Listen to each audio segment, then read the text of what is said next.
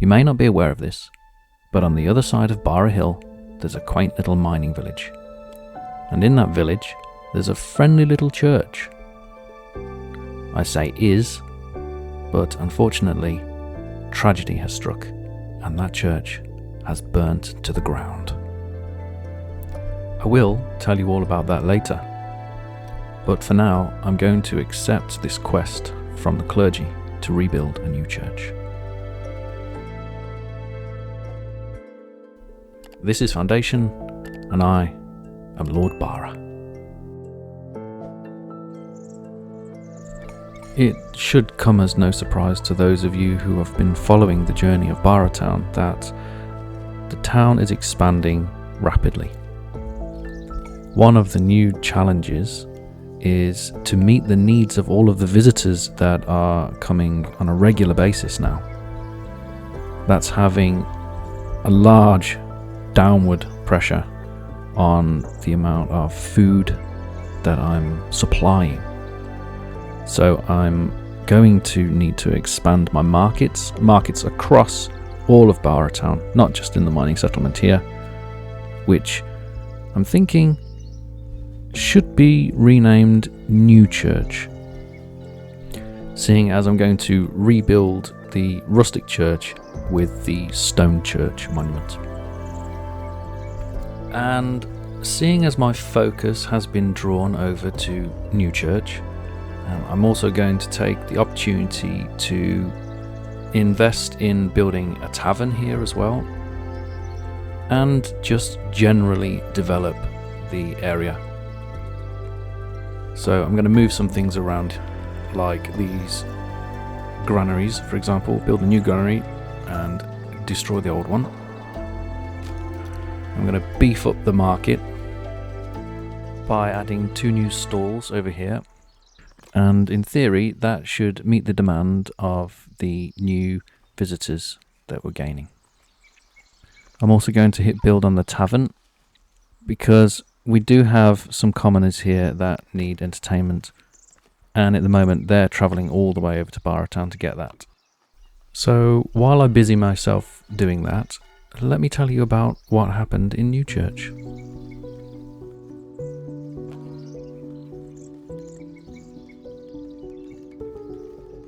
Here we find the tax collector hunched over his desk, the candle sputtering as its flames danced in the drafty room, his quill scratched impatiently against parchment as he rifled through a stack of bills. Smudged notices of debt and ledgers lay strewn about, and he was keen to have them sorted by the morning. And so, with ink-stained fingers, he lifted one page at a time. Claude, Polo, he muttered. But, exhausted, he tossed it aside. It seemed endless as he looked over more and more outstanding notices from townsfolk, when his eyes fell upon a letter that bore a heavy wax seal. Unlike the rough edges of the other parchments, this was crisp, untainted by the grime of a butcher's shop, a stall, or a tavern. And it was addressed to Lord Bara. He glanced around the empty room, though no one was present to witness his hesitation. His fingers brushed the edges of the letter, the temptation undeniable. What harm could it do? After all, he had long served as the Lord's trusted collector. His hand had moved more than just coin for Bara's governance.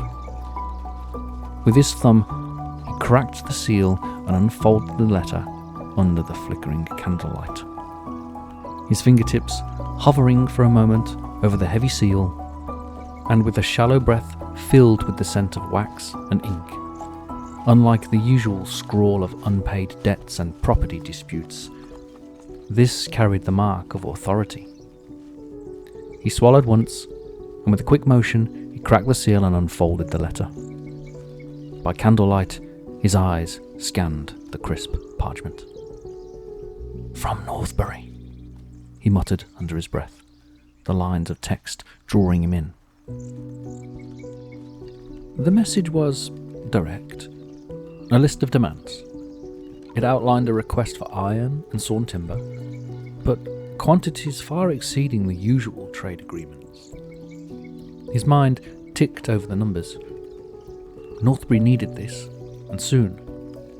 But the sheer volume, combined with the short time frame, would strain Bara's trades, no doubt.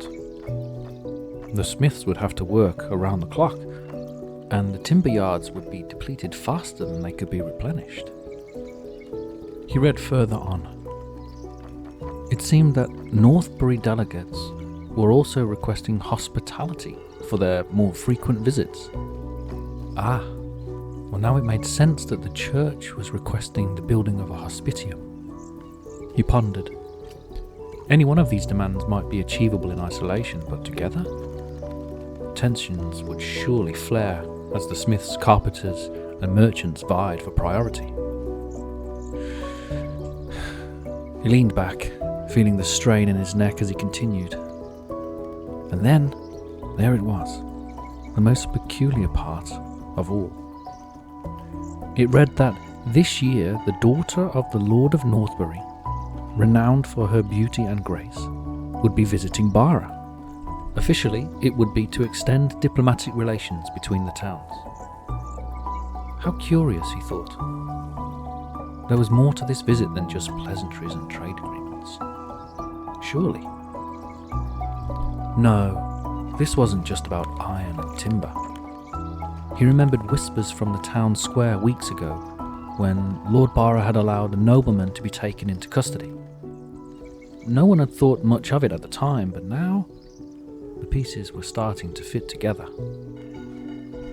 The noble that had been arrested and then quietly released, thankfully now back in Northbury. Perhaps the noblewoman's visit had something to do with that.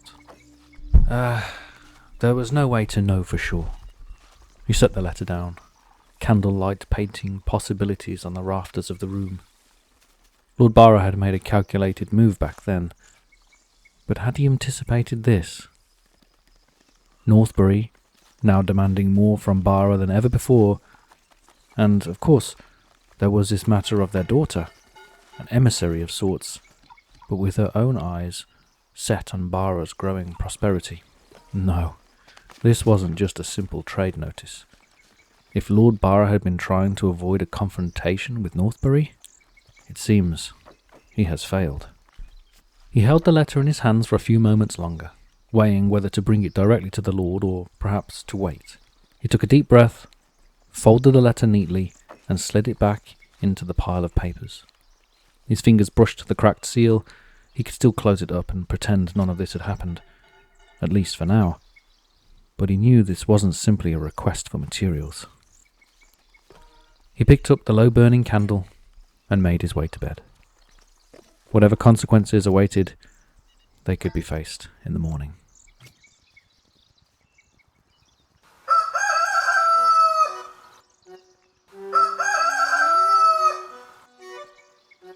At first light, he sent a runner with the letter to the manor house. With the message now on its way to Lord Bara's hands, as the sun rose, he felt a sense of relief, for it was now time to work. The cobbled expanse of the Ironside Gate was choked with a line of wagons, each brimming with sacks of charcoal. At the end of it all, Haggett, the town smelter, stood fuming, his hands planted firmly on his hips as he glared at Ozymandias, Bara's blacksmith. Ozymandias's thick frame remained unbothered, his gaze fixed on Haggett with cool amusement. "You've overstepped, Ozzy," Haggett spat, his voice tight. "I waited 3 days on this shipment, and you've gone and bought the whole load before it even hit market." Ozymandias tilted his head, an unrepentant smirk edging onto his face. "Haggett, I've got a forge to keep burning. You want a few sacks? I'll part with half," he shrugged. "For a fair price, of course." "A fair price? You mean your price?" Haggett's voice rose, glancing around to see the guards watching the spectacle from a safe distance. "You think I can just pull coin out of the sky?" Ozymandias stepped closer, voice low but cutting. "If you don't have the coin, I'll take a favour. Or would you rather go home empty-handed?" Haggart clenched his fists, looking from the stacked wagons to the narrow-eyed blacksmith. He could see he was trapped. "Fine," he growled, knowing full well that it was the worst decision he'd ever made. And with a curt nod, Ozymandias signalled to one of his hired men, who began unloading half of the sacks. As Haggart's glare burned into his back, Ozymandias didn't so much as look up. He'd gotten what he wanted, and that was all that mattered. Across the courtyard, the tax collector observed the exchange with a practiced neutrality. It was the latest in a series of prickling disputes, and the tension around Bara was reaching a fever pitch. Still, he had his own matters to attend to. Captain Coleman was absent, called away on some urgent business at the mining settlement, and he would need to retrieve the tax ledger himself from the Ironside Hall. He slipped away from the charcoal wagons and crossed the courtyard to the quiet, shadowed halls of Ironside's small administrative building, where the ledger was kept. It was dim and cool, the weight of the stone walls muffling the noise of the gate. He moved quickly as his footsteps echoed as he collected the ledger, its worn leather cover cool and smooth in his hand. Here was the record of every due debt and payment across the district, and today it was his focus. He made his rounds through the market streets, visiting two rival bakers who handed over their dues in silence, barely meeting his gaze.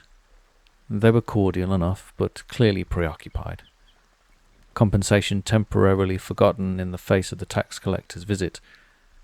He pocketed the payments and marked his ledger, methodically as always, his mind drifting to his next stop. Just as he passed the Ironside Tavern, a flash of movement caught his eye. The runner, the young boy from the manor this morning, was sprinting towards him, his face flushed, breath shallow. "Sir Ashmond!" The boy skidded to a halt. "They want you back at the manor." Ashmond's brow furrowed as he thought of the letter from this morning. Urgent summons weren't usual, but something about the timing and the tension of the morning exchanges felt uncomfortably precise. "What's this about, boy?"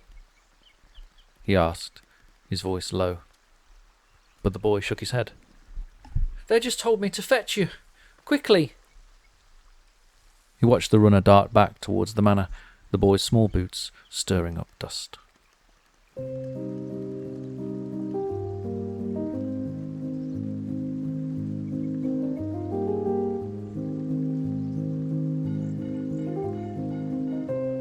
The manor courtyard was still, its cobblestone expanse empty but for a few fluttering leaves. The tax collector entered on foot, his boots crunching softly in the damp autumn morning. His sharp eyes took in the scene, noting a single stable boy struggling with the bridle of a fresh horse, a chestnut with a white blaze, whose breath fogged in the cool air.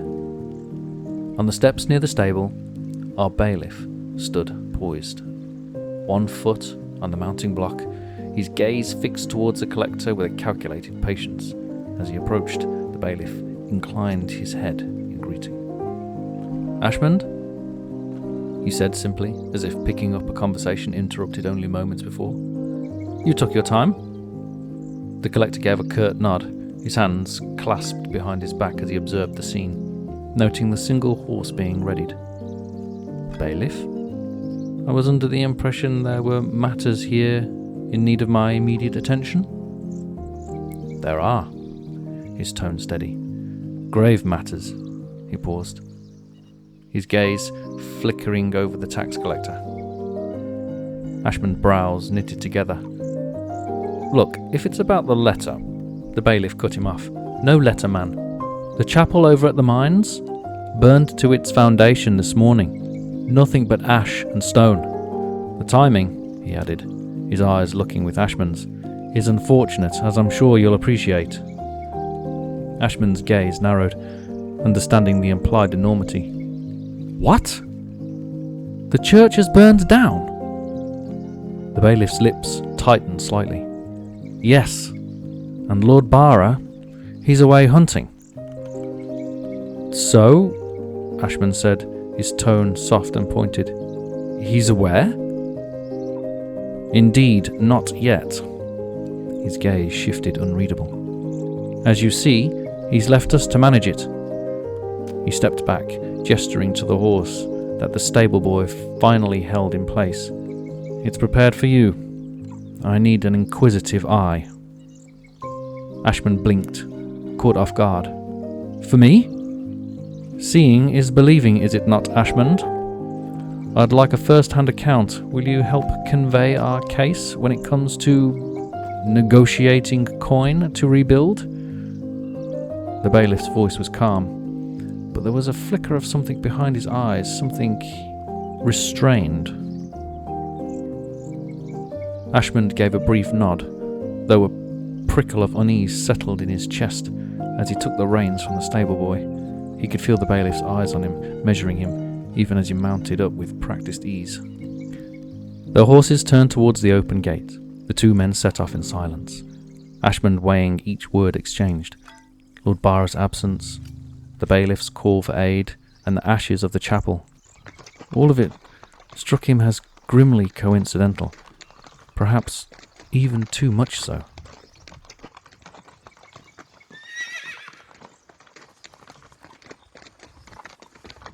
The ride from the manor house was surprisingly quiet, save for the dull clink of bridles and the rhythmic tread of hooves on packed earth. Ashman's thoughts circled the recent shifts in Bara. Northbury's trade, the clergy's mounting demands, a new monastery, the plans for a hospitium. Each project was costly, and each redirected resources away from the military upkeep that Bara sorely needed. He remembered how displeased Coleman had been at the reallocation. The captain muttered complaints of waste and quiet frustration beneath his otherwise unshakable exterior. Speak of the devil. As they neared the chapel ruins, Ashman noted a lone figure waiting, silhouetted against the skeletal remains of the once proud structure. It was Captain Coleman, seeming unusually at ease, his arms crossed as he surveyed the scene with what could be described as a faint smile, a sight unsettling in itself. He barely acknowledged Ashmond and the bailiff's approach, his eyes fixed on the scorched beams reaching like blackened fingers towards the sky. But he spoke on their approach.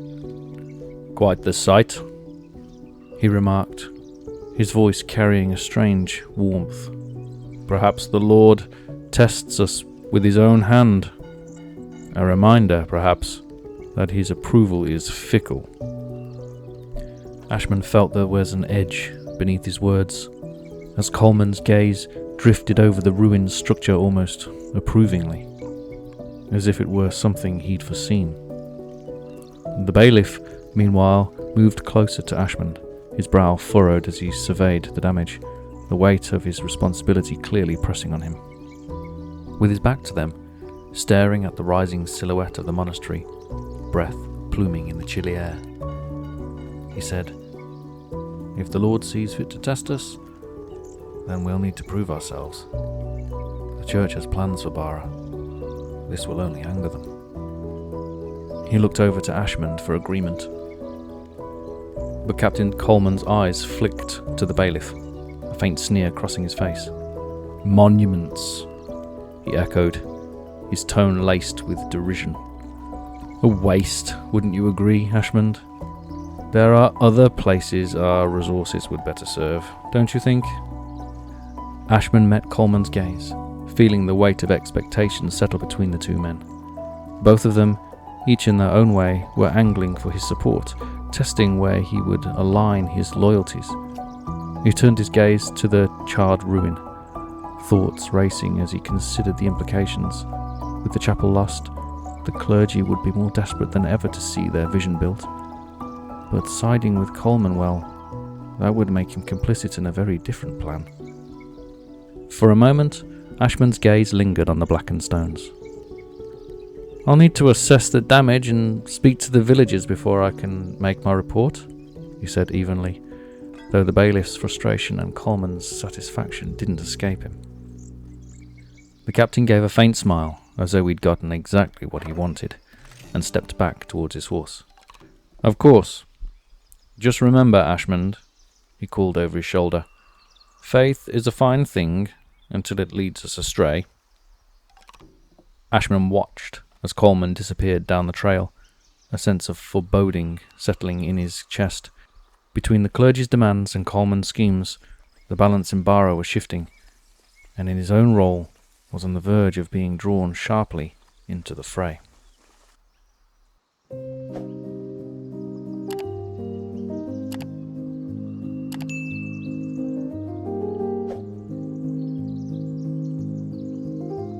That's all. As usual, if you have been, thanks for watching, thanks for listening. This has been Foundation, and I have been Lord Bara.